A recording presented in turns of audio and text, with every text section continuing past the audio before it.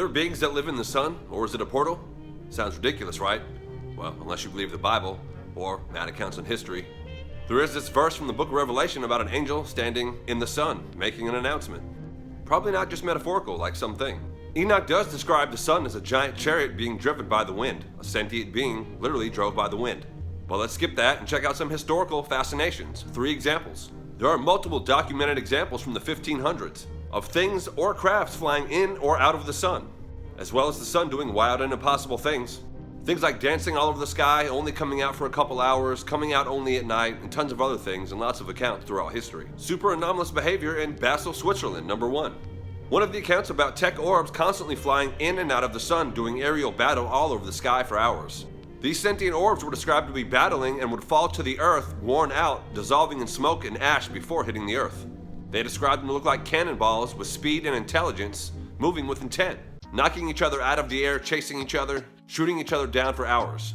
Side note, reminds me of Chimney Rock in the 1800s. On the top of the rock, several different times there was angelic battles with horsemen and warriors that a bunch of people saw. Even Nuremberg in the 1500s, which I've mentioned before, but I'll read you some specific language that described arcs coming in and out of the sun.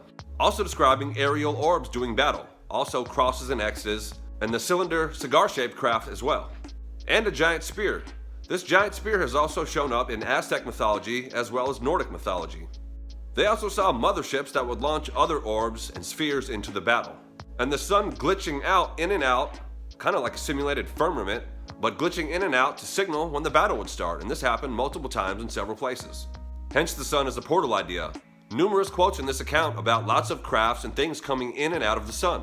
I'm just willing to wager that there's people that in the past 100 years or so haven't seen anything like this, so they think it's impossible. But if any of our generation or society saw anything like this, it would all change in a second. Probably about due for one, actually. Another one even in Fatima, where the sun was swirling around and doing stuff, witnessed by a lot of people. Aside from Joshua stopping the sun in the Bible, and other ancient Egyptian historical accounts and Herodotus talking about the sun playing false and lots of other glitch-out anomalies. I'll go ahead and plug a video on my YouTube page called Goodbye to the Sun if you want to see what happens in the future. A whole different set of fascinating info. The common theme for all this, everybody was baffled and only knew what they saw and could describe it, but nobody really knew what to make of it. A lot of people did know it was spiritual though. Like I said, probably about due.